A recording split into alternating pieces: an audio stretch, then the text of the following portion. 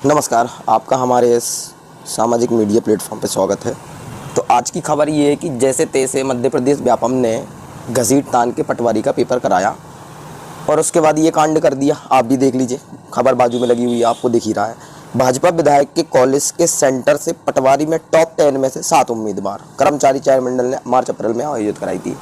अब देखिए हुआ क्या है, एक तो परीक्षा हुई, जैसे तैसे रिजल्ट आया और अब चूँकि चुनावी साल है और उसके बाद व्यापम का ये घोटाला सबके सामने आया है और लगभग सारे स्टूडेंट बोल भी रहे हैं।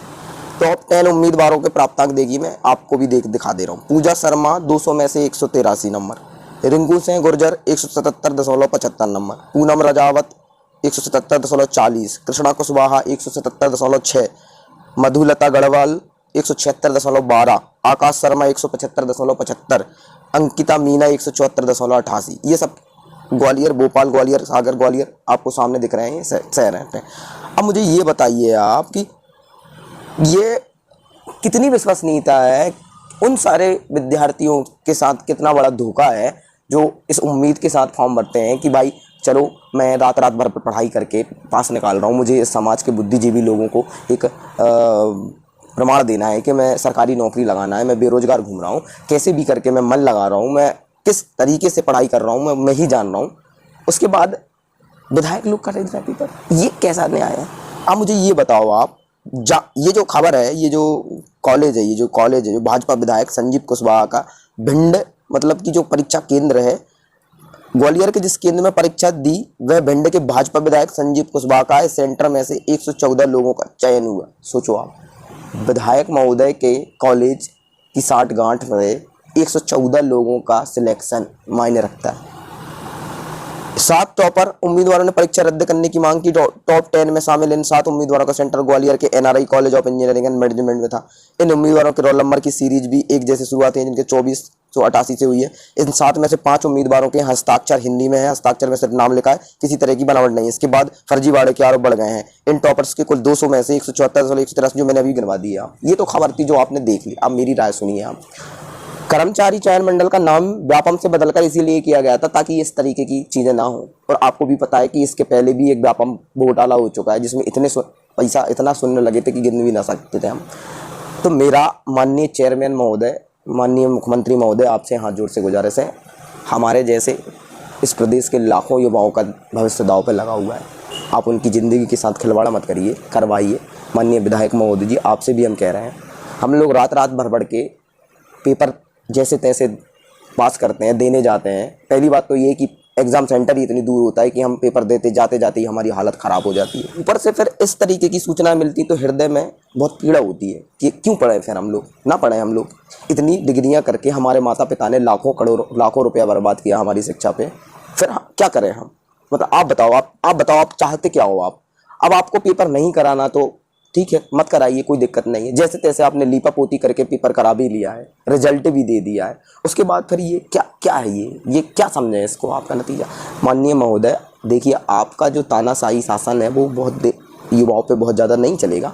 मैं इस देश के लाखों युवाओं के माध्यम से अपनी बात रख रहा हूँ, ये मैं अकेला नहीं हूँ। बहुत सारे लोग युवा हैं जो बोल नहीं पाते हैं, उनका प्लेटफॉर्म नहीं है या बोलने में झिझकते हैं वो लोग, उनकी पीड़ा तो समझिए आप। लोग घर वाले हों, समाज के लोग हों, आसपास के लोग हों, हमेशा उनसे यही बोलते हैं कि कब लगाओगे नौकरी, कब तक रहोगे बेरोजगार। मेरी तो शादी अटकी हुई है इस नौकरी की वजह से, जब तक नहीं लगेगी मुझे लड़की नहीं मिलेगी, मैं क्या करूँगा? पढ़ता रहूँगा क्या जीवन? पढ़ूंगा, मेरा उद्देश्य पढ़ना तो मैं पढ़ूंगा, लेकिन इसका मतलब ये है कि मैं पेपर दे रहा हूँ, मैं मेहनत कर रहा हूँ पूरी, और आप लाखों रुपए में पेपर बेच रहे हैं। कहीं कॉलेज के जो पेपर करा रहे हैं वो तक साठगांठ में, उन्हें भी समझ में नहीं आ रहा भविष्य दांव पे। शिक्षा का संस्थान खोले यहाँ पर पेपर बेच रहे हैं वहाँ बैठ के, क्या है ये? क्या बकवास चल रहा है? ये फालतू चीज़ें क्या हम लोग? तो माननीय महोदय देखिए, आपको पता चल चुका है इस चुनाव में बहुत भारी भरकम आपको युवाओं की तरफ से बिल्कुल भी सपोर्ट नहीं मिलने वाला, ये निश्चित बात है। और आप जो योजनाएं चला रहे हैं तरह तरह की, ये सब फालतू चीज़ें, मैं तो ये कह रहा हूँ माननीय महोदय, यदि आप युवाओं के बारे में इतना ही सोचते हैं तो कृपया विश्वसनीयता के साथ, पूरी पारदर्शिता के साथ पेपर कराएं और लाखों युवाओं का जो रात रात भर पढ़ रहे हैं उनकी पीड़ा को समझें, जानें और उनके साथ दें। इस तरीके की घटनाएं होती हैं तो इस प्रदेश का युवा चीड़ होता है अंदर से, उसका हृदय दुखता है, बहुत प्रताड़ित होता है वो अंदर से।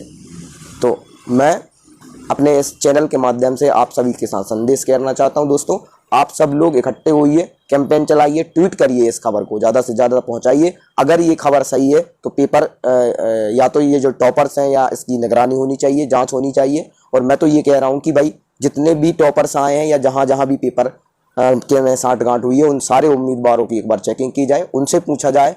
पुलिस CBI या कोई भी जांच जो स्टेट गवर्नमेंट करे, चाहे कोई भी करे, जांच हो पेपर की, और पारदर्शिता के साथ जो है वो ज्वाइनिंग लेटर निकाले जाएं।